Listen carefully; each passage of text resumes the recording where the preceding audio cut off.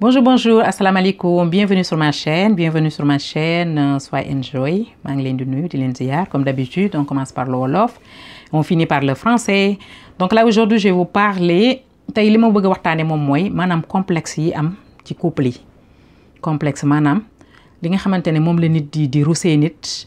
ci biir couple am wala bu ñuy ànd mu doon ci ànd baag ba ci sëy baag yooyu noonu muy problème yi nga xamante ne en général dañ koy jànkonte diggante jëkkër ak jabar. Donc en général complexe bi nga xamante ne moom moo ci njëkk moom mooy complexe bi nga xamante ne nga takk jabar joo xamante ne surtout fii dañ koy gis lu bari ci diaspora bi. Je pense que ne même Sénégal mu fay commencer am léegi takk jabar joo xamante ne moom moo la gën a jàng. Waaw loolu day am. Donc pourquoi yow ku góor ki nga takk jabar boo xam ne moom moo la gën a jàng ba pare yow nga bëgg am complexe maanaam nga bëgg am complexe boobu mu bëgg a daw seen diggante. Parce que en général yow pour yow comme d'habitude comme on a l'habitude de le voir avant ni ñu ko daan gisee peut-être que jigéen ñi daanuñu jàng ba yegg si yenn kii mais léegi nag génération bi ñu toll nii surtout génération bi ñu toll nii bi ne ci diaspora bi da nga fi gis jigéen mu jàng ba am bac+5 wala bac+10 nekk cadre fi muy liggéeyee léeg-léeg mu ëpp la salaire tu vois. Donc complexe boobu boo naree jël complexe boobu mu nekk seen diggante donc seen diggante du mës a neex toujours dina am loo xamante ne dina des seen diggante mu doon ku góor ki yow ci frustration ngay dëkk. Parce que de un yaa ngi xool ne kii moo ma gën a jàng peut-être moo ma gën a dégg français moo ma gën a mën a débrouiller ci yenn wala affaire yooyu mais c'est normal parce que moom peut-être daf fi ñëw ay waajuram biñ ko mu ñëw juddu fi ay waajuram biñ fi nekkee peut-être ñoom dégguñu français dégguñu dara mais moom mu ñëw juddoo ci dëkk bi fu mel ni Europe wala États-Unis wala feneen jàng am possibilité maanaam jàng ba yegg ci yenn diplôme yi am yenn diplôme yi donc du coup daf koy exploiter jàng li muy jàng. Sauf que jusque nag dafa am benn côté boo xamante ni il faut moom juste milieu maanaam yow ku jigéen ki muy madame peut-être que jàng ba am bac+5 wala bac+10 encore une fois ma jàkkaarloog tubaab yu ñuul yi sax ñoom ñoo tax may wax mooy ñi nga xamante ne ñoom dañoo jàng ba ñoom foog nañ ne fi mu nekk ni ñoom même seen biir kër buñ fi yeggee war nañoo wane ne ñoom dañoo jàng fu ñu toll ñu ngi wan nit ñi dañoo jàng d'autant plus que mel ni seen jëkkër gis nga liggéey baak jàng ba bu ngeen xasee ba dugg ci kër gi da ngeen ko war a teg fële entre guillemets compteetul waaye en général ñoom ngay gis bu ñu nekkee ci kër gi ñoo la dàq làkk français dàq laa def yëfu tubaab dàq choco bi comme ni ko ivoiriens yi di waxee di jaay maanaa ñu ngi jaay taar te ñoom ñoo fi gën xolal ñoo gën a ñuul pour te dire ñuul kukk la ñu def africaine lañ de surcroît des fois ñu nekk sax sénégalaise pour te dire rus nañoo làkk seen wax rus nañoo jëf seen jëfinu bopp parce que ñoom pourquoi ñoom jàng nañu ba yegg yenn jàng yi peut-être en général sax frustration bi nekk ci ñoom jigéen ñooñu mooy ñi nga xamante ne jàng nañ lu yàgg dajale seen i diplôme tu vois de un jënd nañ seen appartement wala seen pavillon maanaam li ñu bëgg a réaliser seen vie réaliser nañ ko luy seen problème mooy am jëkkër joo nga xamante ne bu ñu sañoon tey ji day am bac+10 wala mu ëpp ko wala mu nekk directeur leen wala leen ñu mën a ànd ak ñoom parce que wër nañ seen masse entre guillemets ba sonn gisuñu ko léegi nag dañuy obligé xam ne âge baa ngi dem wiri jaari ndaari lu mu yàgg bëgg nañ jëkkër pour nekk ak moom pour sëy donc dañuy obligé prendre le premier venu wala ñu jël koo xam ne dalay leer ne ils vont faire la concession waaye dañuy bëgg bu sëy boobu amee ñuy porter la culotte sur tous les sens nag du terme ñu nekkee ci kër gi ñoom parce que jàng nañu ñu ngi lay wan chaque journée ñoom dañoo jàng bañ ne ko bu ñuy dem bu ñu ñëwee ci kër gi pour liggéey dañuy indaale seen ordinateur teg ko xàmmeewuñu daal bureau ba ak kër ga moom la ñuy maasale yemale ko képp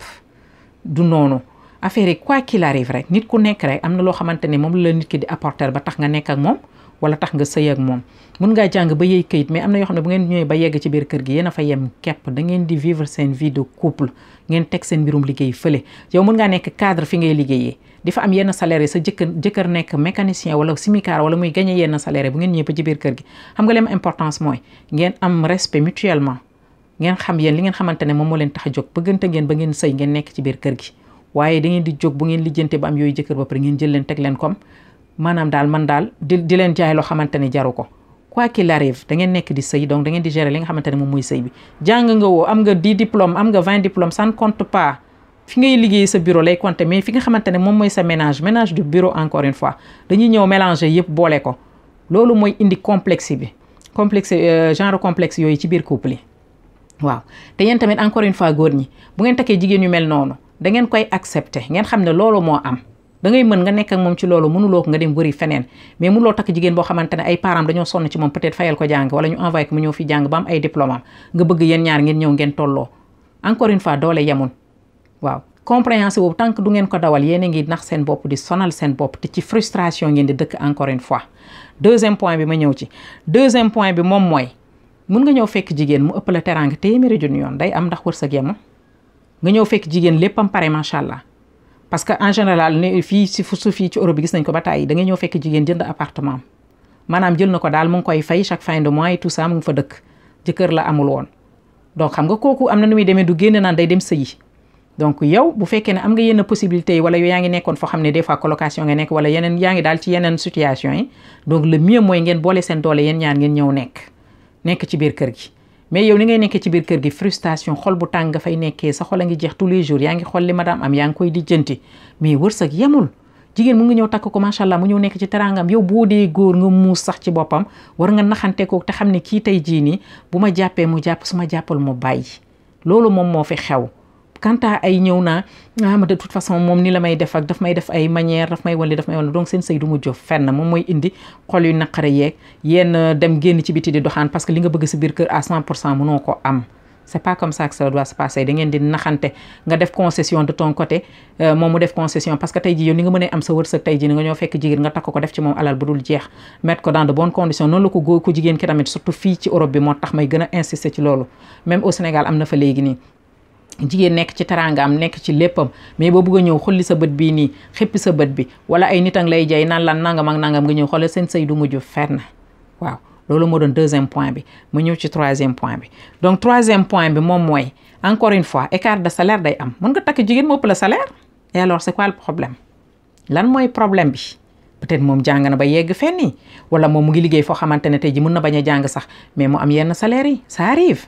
donc yow da nga koy mën a comprendre ci loolu ngeen mën ci ànd mais du wàññi dara ci sa ngóore encore une fois du wàññi dara ci sa virilité donc loolu tamit dee leen ko sóoraale c'est pas parce que tamit sa jabar moo la ëpp salaire wala am na yenn kii rek yow lu bëri doo ko def ci kër gi wala yaa ngi xool moom mu war a def ak yooyu noonu du noonu loolu ko koy def sa sëy du mës a neex parce que nit moom da ngay xool jàpp nit ki surtout boo nee yow da nga ko takk wala nga bëgg ko wala ngay ànd da ngay xool li nga xamante ne mariage la ñu wax bu ñu nee mariage mélange la ñu wax ngeen boole seen lépp bu la ëppalee nga xam ne moom moo la ëppalee boo ko ëppalee xayrum nga xam ne yow yaa ko ëppale voilà te en général jigéen nga xam ne moom moo la ëppale sax dañuy bëri yërmande dañ lay yërëm ak yooyu noonu mais bu ngeen jógee bëgg xool waaw man de nii nangam ak nangam moom daal parce que j'ai l'impression que moom mooy porter la culotte dans la maison non c'est pas parce que nit ëpp na la salaire wala ëpp na la ay diplôme wala moo la gën a dégg français wala moo la gën a ëpp yenn domaines yi moom moo la ci gën a aay rek que moom war nga ci am frustration jamono ji ñu toll nii les femmes se débrouillent très très bien voilà donc troisième point bi mu ñëwati encore une fois quatrième bi du moins ngeen bàyyi di déglu seen conseil famille maa ko wax ak seen conseil xarit gis nga famille bala naan mais da nga war xam ne yow góor nga yaa war a takk tubéy ci biir kër gi warulaa wax ni warulaa def laa xamul lan ngay dund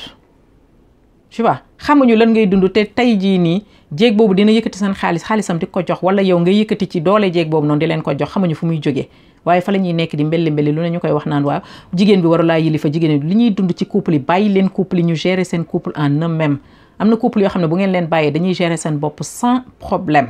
mais toujours ingérence su famille bi yéen a ngi lijjanti du seen yoon nekkul nit a ngi nekk ak jabaram mu leer leen ne daf leen di leer des fois à 100% que ne jabaram moo ko yor waaye yéen a ngay lijjanti lu jabar ji def ngeen foog ne jëkkër ji moo ko te fekk ne jëkkër jaa ngi ni muut li mu nekkee moom doo nga moo ko xam bu jabaram jàppee fi day jàpp fi wala nga xam ne jabaram mooy jàpp des fois à 100% bàyyi leen nit ñi ñu gérer seen biir sëy ngeen bañ di ko lijjanti luñ leen ci ruusal ngeen jot ci sante leen ko yàlla. ma ñëw ci côté xarit yi tamit xarit bi la naan mais non da nga war a dem wuti feneen wala da nga war a def nii non man de sama jabar nii sama jabar naa moom boo moytu jabaram moom ko naan mëqalte na muut te du la ko wax muy dugg sa ménage di jaxase sa bopp di la troubler naan laan sa jabar waru laa wax lii sa jabar waru laa wax dara gis nga ay question de man sama jabar ëpp na ma salaire wala ëpp na ma yenn moyens yi moom mooy porter la culotte dans la maison ça ne compte pas ce qui compte moom mooy respect mutuel bi nga xamante ne moom ngeen amante ngeen bokk lépp lu ngeen am bu kii amee dërëm mu indi bu kii amee ñaar dërëm mu indi ngeen boole gérer seen famille gérer seen avenir gumba tëxlu bañ a nekk di déglu ku ne boo ko defee da ngay sonn parce que nit ki li wër sa gëm muy ku jigéen ki ak ku góor ki mënu leen ci dara nit ki li yàlla bind ci moom mu doon wër sa gëm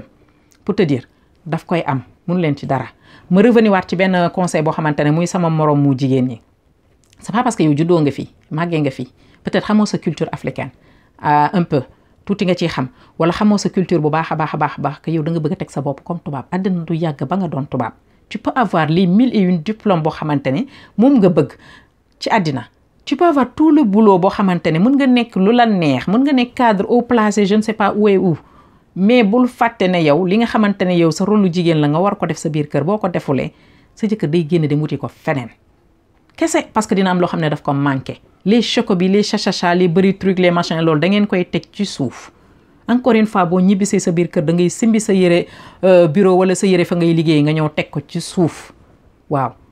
ngeen tolloo nga gérer li nga war a gérer sa kër boo pareeta nag sa bureau bu fekkee yaa fay chef wala yaa moom sa entreprise bu la neexee nga doxal loolu waaye mënoo ñëw ci sa biir kër nga mel ni gaynde boobu noonu commencé di wane ne waaw yow parce que nii parce que naa xoolal àddina loolu taxul kenn dem fenn ku bëgg sa couple marché nag conseil la rek ku mu neex nga def ko ku mu naqari bu ko def mais képp ku ko ci defal aussi tu verras les conséquences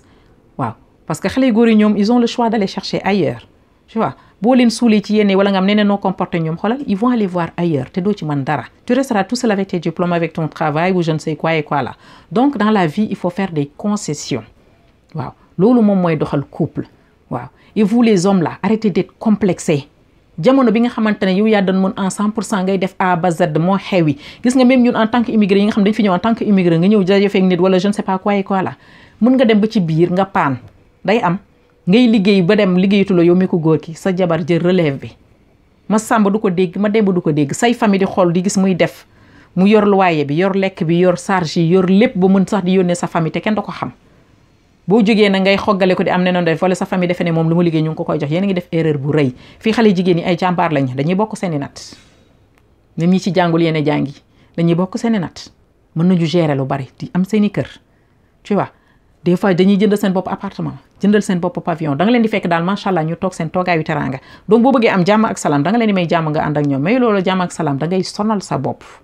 waaw dëkk ci frustration te doo ci mën dara loolu laa amoon lu ma leen di wax sama gars yi donc là je vais passer par la partie français. Bonjour à tous, bienvenue sur ma chaîne, soyez enjoy. Merci de votre abonnement et de votre partage. Donc aujourd'hui, je voulais parler d'un sujet qui est être complexé dans son couple en fait. Quand je parle le fait d'être complexé dans son couple, c'est le fait que souvent, vous les hommes, vous pouvez épouser une femme qui a fait plus les études que vous, qui a plus de diplômes ou bien qui a un niveau de travail qui est beaucoup plus élevé que le vôtre.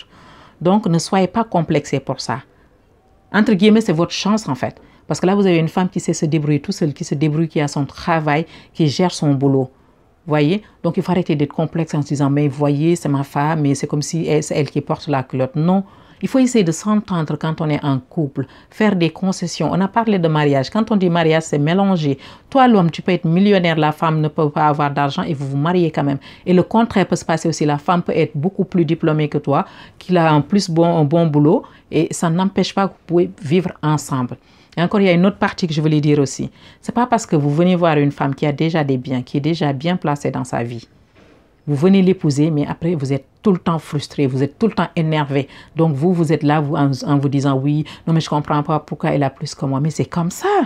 C'est la vie, c'est comme ça. Une femme peut avoir plus que son homme et ils peuvent se marier et être heureux. C'est juste que vous, les hommes, là, faites des concessions.